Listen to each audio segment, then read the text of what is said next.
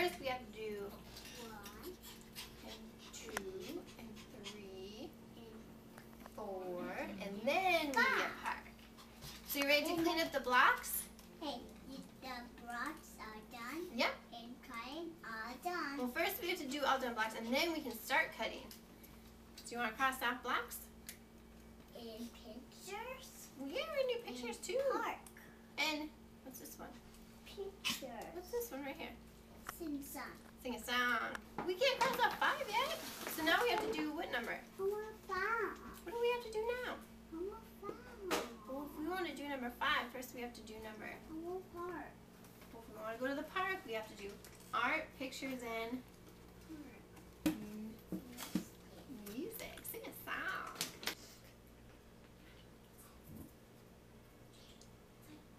Here's a go inside. Okay, this Start one at the top. This one more. You got it. Start at the top.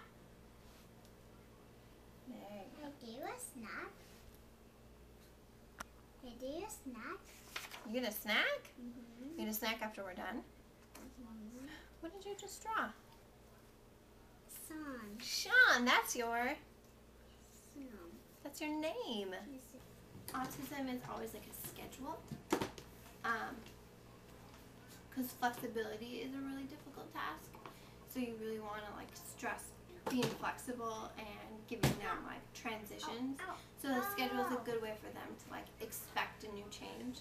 So if you were to like just change it right away, that's a little too fast, and sometimes it's hard for them to adjust to. So giving the schedule gives them something to anticipate and look at, so they know, like, okay, park's coming up. First I have to do this, this, this, and this, and they can always like come back to this, which helps them like transition to the next change.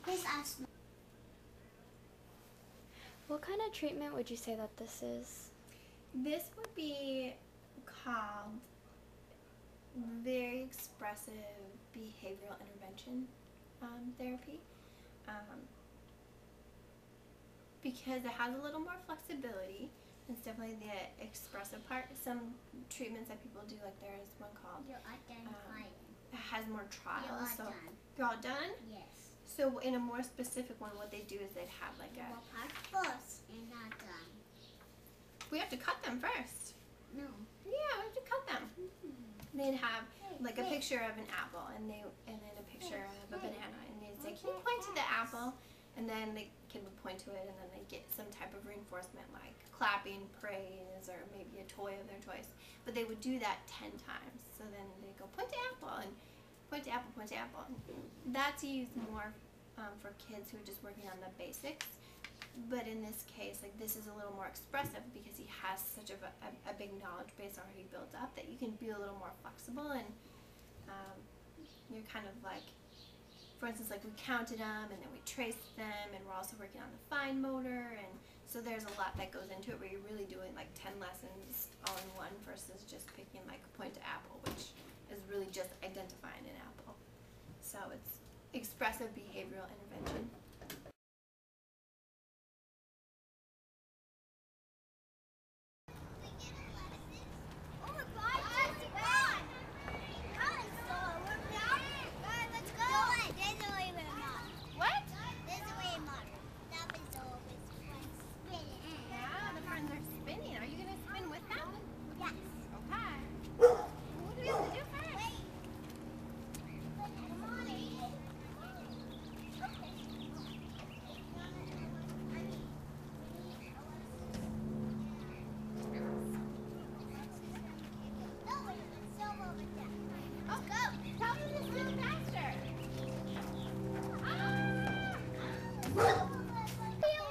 So going to the park is always a plus for us, because if the main part of the disorder is social interaction and having a hard time with communication, interacting with peers, the best way to do that is to work with them with peers. So you can work all day in session, but the results you're going to see from this environment are going to be much faster.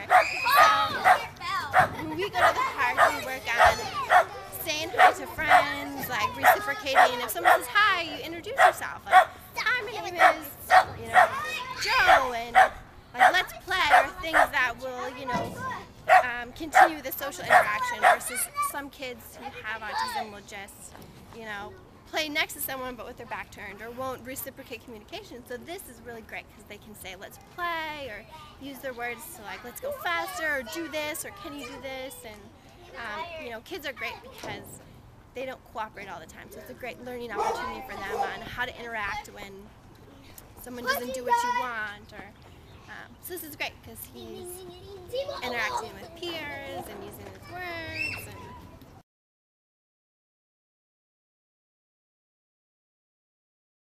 What's interesting about autism is that it's more likely to have comorbidity where there's actually two disorders going on. So a lot of kids who have autism also have a sensory disorder or issues with